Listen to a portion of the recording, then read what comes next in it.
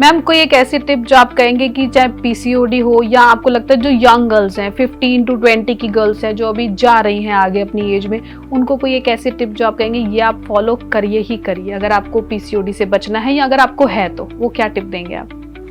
मैं सारी young girls से कहना चाहूँगी कि प्लीज़ आप अपना ध्यान रखें, अपनी फिजिकल एक्टिविटी पे ज़्यादा ध्यान दें, क्योंकि फिजिकल एक्टिविटी बहुत ज़्यादा ज़रूरी है पीसीओडी से बचने के लिए। वेट मैनेजमेंट बहुत ज़्यादा ज़रूरी है पीसीओडी से बचने के लिए। और अपनी डाइट में हेल्दी फैट्स इंक्लूड करें।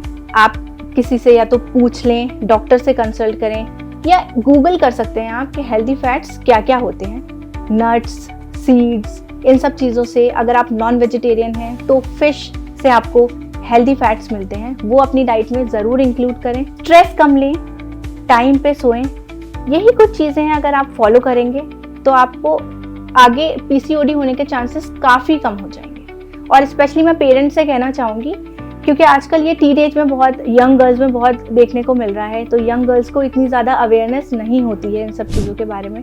तो मैं कहूँगी कि मम्मियों से स्पेशली कि आप लोग उनकी डाइट का स्पेशल तौर से डॉटर्स का अपना ध्यान रखें, उनकी डाइट का ध्यान रखें ताकि उनको ये सब आगे फेस ना करना पड़े, ये सारी प्रॉब्लम्स।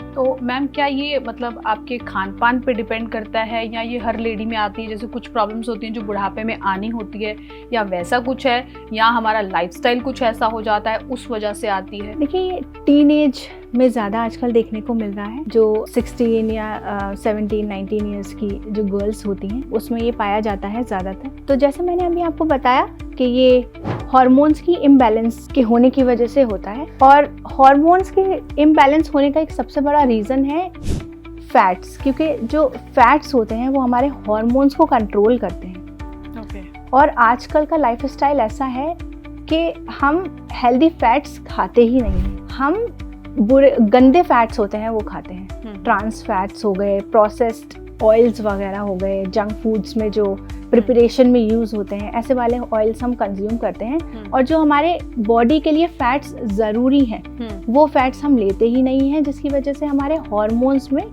बैलेंस में कमी आती है, तो जिसकी वजह से ये हो सकता है। दूसरा, इंसुलिन सेंसिटिविटी मैंने आपको बताई थी, वही फिर लाइफ स्टाइल की वजह से, जंक फूड, प्रोसेस्ड और ख़राब खाना और सिंपल कार्ब्स खाने की वजह से हमारे इंसुलिन और हमारा शुगर लेवल्स जो हैं, ब्लड ग्लूकोज लेवल स्पाइक करते हैं, कभी बहुत ज़्यादा कभी कम, फिर बहुत ज़्यादा कभी कम। इसकी वजह से हमारी बॉडी में इंसुलिन रेजिस्टेंस होता है, इसकी वजह से भी पीसीओडी होने के चांसेस ज़्यादा हैं। प्लस हमारे डीएनए में भी होता है, अगर आपकी मम्मा को है, आपकी सिस्टर को है, दादी को है, तो भी आपको होने के चांसेस ज़्यादा होते हैं। हमारा एंड्रोजन एक हार्मोन है, मेल हार्मोन टेस्टोस्टेरोन, ये एक मेल हार्मोन है, फीमेल हार्मोन नहीं है।